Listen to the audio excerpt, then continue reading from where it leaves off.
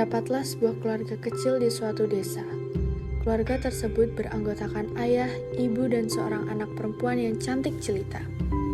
Anak yang cantik itu bernama Bawang Putih. Ayah dalam keluarga tersebut berprofesi sebagai seorang saudagar. Keluarga mereka begitu harmonis dan bahagia. Pada suatu ketika, ibu Bawang Putih sakit keras dan akhirnya meninggal.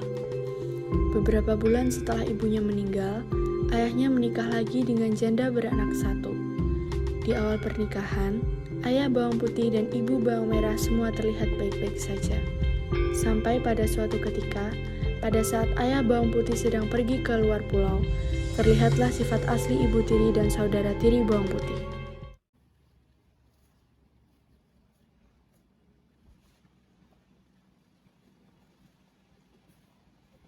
Ayah pergi merantau dulu ya. Kalian baik-baik saja di rumah. Hati-hati ayah.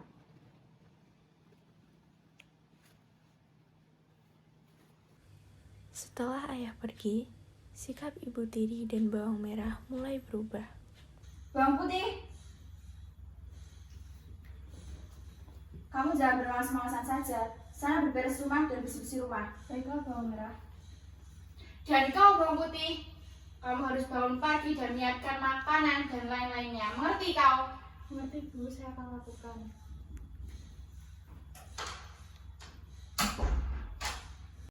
Pada suatu ketika, Bawang Putih sedang mencuci selendang di pinggir sungai.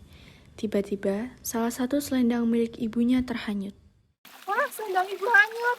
Bagaimana ini? Karena air sungainya terlalu deras, Bawang Putih tidak dapat mengejar selendang ibu tirinya. Ia pun bertanya kepada seorang wanita di pinggir sungai.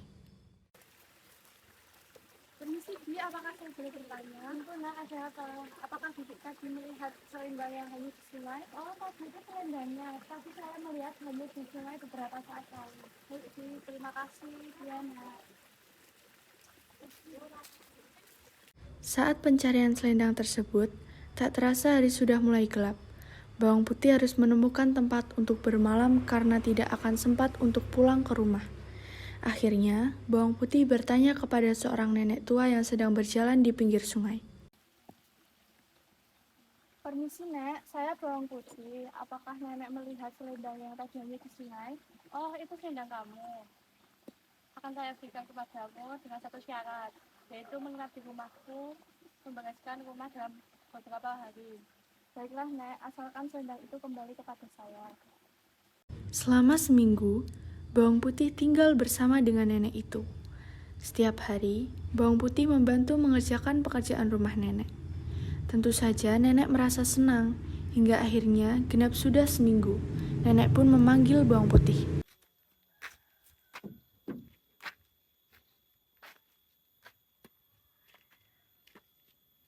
Putih, ya Nek. Karena kamu sudah 1 minggu di sini, aku senangi kamu. Karena kamu anaknya rajin dan berbakti.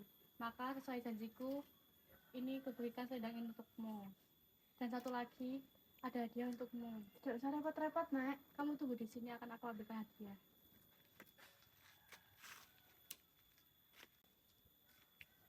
Kamu pilih Putih. Aku pilih yang kecil saja, Nek, agar tidak berat.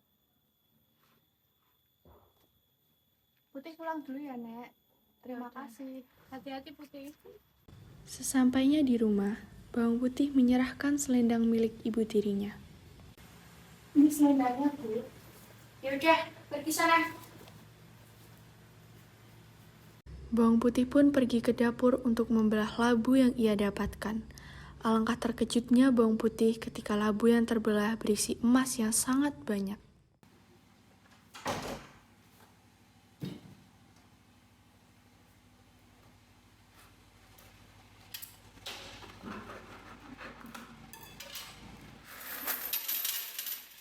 Wah, emas. Ibu, aku mendapatkan emas. Heh, Gembel. Kamu dapat emas dari mana? Iya, dari mana? Aku mendapatkan emas ini sewaktu aku mencari selendang ibu yang hilang hingga kemalaman. Dan aku disuruh nenek untuk menginap selama seminggu. Setelah genap seminggu, aku mendapatkan labu berisi emas ini. Ya udah, ke belakang sana. Ibu, emas.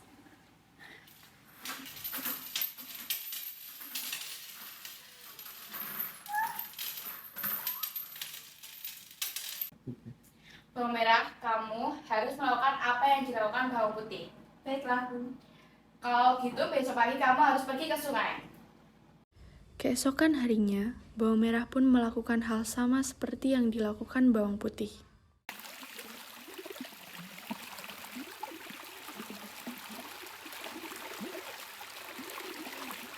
Wah, selendang hanyut. Nek, apakah nenek melihat selendangku yang hanyut? Nenek tahu, tapi kamu harus mengingat bagaimana nenek selama 1 minggu. Baiklah, Nek. Selama seminggu itu, bawang merah selalu bermalas-malasan. Kalau ada yang dikerjakan, pasti hasilnya tidak bagus, karena dikerjakan dengan asal-asalan. Akhirnya, setelah seminggu, nenek membolehkan bawang merah untuk pulang.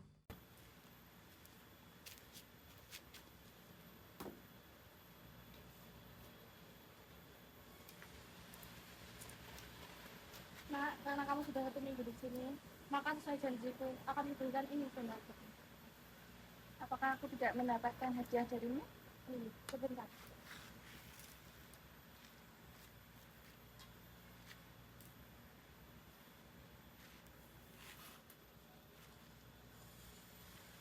Ini, Nek. Aku pilih yang besar, Nek.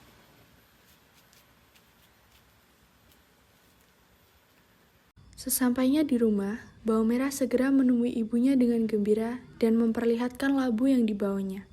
Karena takut bawang putih meminta bagian, mereka menyuruh bawang putih untuk pergi ke sungai.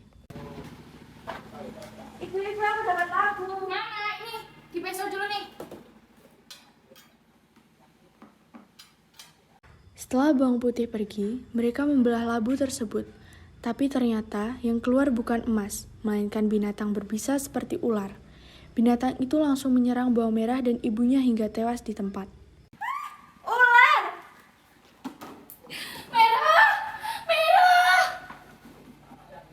Saat pulang dari mencuci, bawang putih berpapasan dengan ayahnya dan seorang pemuda yang berada di samping ayahnya. Mereka bertiga pun jalan bersama saat pulang ke rumah. Putih, kamu dari mana? Dari sungai, Ayah. Mari kita pulang ke sana.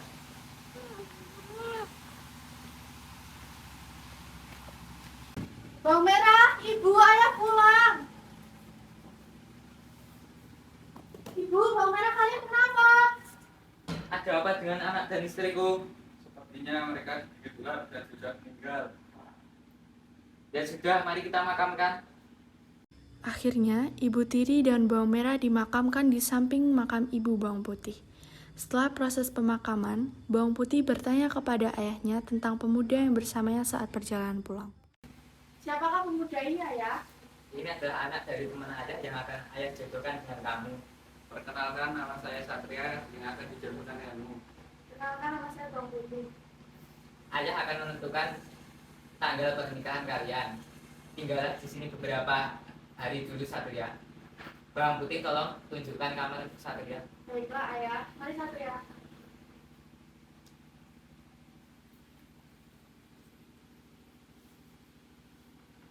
Setelah menentukan tanggal pernikahan bawang putih dan Satria, mereka akhirnya menikah dan hidup bahagia.